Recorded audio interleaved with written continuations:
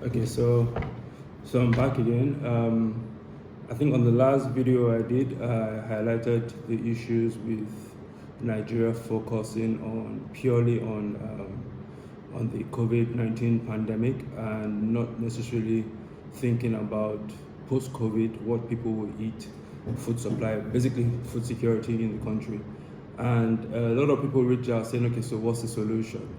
While I think that with the number of people sitting in government, they shouldn't need people to come up with solutions for them. This should be part of the team. However, we also must do our own part, for the country. And in that light, I think this is part of my own contribution, which I will not be paid for.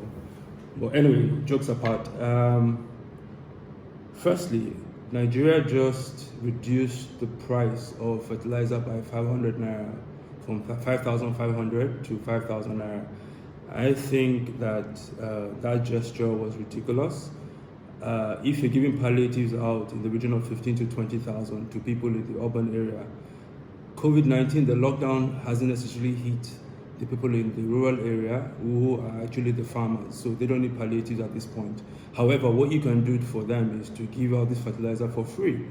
Let the country take up the bill, right? And this will ensure that whoever gets the fertilizer grows, produces food. You can't eat fertilizer. Even if the person who gets it chooses to sell the fertilizer on to anybody, what will happen is the person who buys it will eventually have to use it and produce something. And this is the rainy season, they'll be forced to produce. So I think that's step one, is don't try selling fertilizer. Most of the farmers couldn't afford fertilizer before. Do you understand? So even a 500 naira discount on it may not help. To ensure full production, optimization of the rainy season, I think the fertilizer should be given out to the farmers in the rural area for free. That's one. Secondly, I think that it's time that the government, this has been a long time coming, the government has to do something called a comparative advantage analysis across the country and look at what each state is good at producing. Now, you'll agree with me that our diet in parts of the country is determined by what we produce in those parts, right? If you look at Yoruba land or Lagos, for example, you see a lot of amala or fada rice and whatnot. It's something that these are all food produced in the area. If you move towards Kano, Kaduna, you have tuwo shinkafa, you have all these things there, and then kunu, these are things produced in the area. The objective here is not to give people what they want to eat. The objective is to ensure that people get the nutrients they need, which is carbohydrate, a balanced diet, carbohydrate. We have protein already in the country, we have enough cows in the country, we have goats, we have ram in the country, we don't need to import those things. But start producing the staple that people will use to consume and get carbohydrates, the necessary nutrients in their system. I think that should be the focus, not just focusing on rice. Rice, for me at this point, may be a luxury item, to be honest, because at the end of the day, the objective is just to consume carbohydrates to keep the body going, right? I think that has to be done. I wish the government had done this earlier because I'd advocated for this in the past. Thirdly, I think we also have to set up some sort of like a post-harvest loss committee whereby the government looks at how do we reduce post-harvest losses, because at this point we can't afford any losses. How does food get from farm to fork with minimal losses, i.e. by transportation, delays on the road, taxing these people on the road, taxing the truck drivers on the road, availability of market, distribution through markets, all those things need to be looked at. I think that has to be done by the government as step 3. And I think another likely step that the government can take, if you look at Canada, for example, I spoke to a friend in Canada.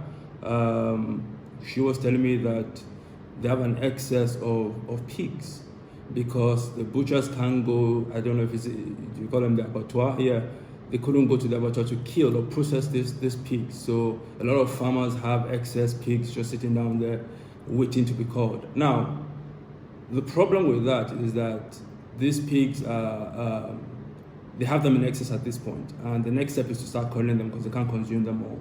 Nigeria, through the High Commission, through the Nigerian High Commission and the embassy and the Canadian embassy, can have a sit down, right, and agree on how to move that excess to Nigeria on a one-on-one basis. And you can do those sort of deals with countries that have excess. And it's a win-win situation. They get paid rather than losing their pigs. We get fed. If you look at our neighboring countries as well, we have Ghana, where, I mean, most people don't even know this, that during the downtime, about 20 to 30% supply of our tomatoes come from Ghana. And you have a lot of these perishable items that come from countries where they've overproduced.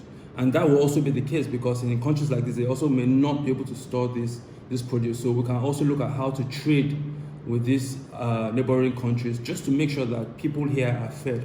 I think these are some of the measures that the government can take in ensuring food security. And honestly, it's about time that the Ministry of Agriculture and the Minister of Agriculture steps up. We haven't heard anything. Do you understand? It's been the CBN governor who's been coming up with policies for agriculture. He's done a good job at it, but I mean, there are departments or the agencies set up specifically for this purpose. They need to step up and start addressing some of these issues. The CBN governor cannot be talking about transportation infrastructure.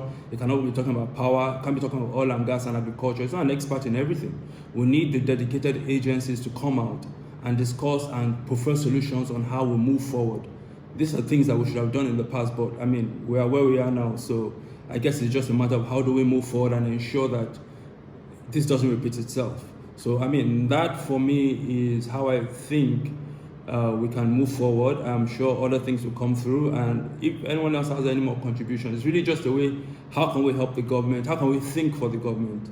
How can we prefer solutions to these issues that affects everybody in the country, you see? So I don't think it's a task for just the government. I think whatever we can do as well to contribute in terms by way of solutions, advice, that's if they take it. But I mean, it won't be for the lack of trying. Do you understand that? We'll put such things out.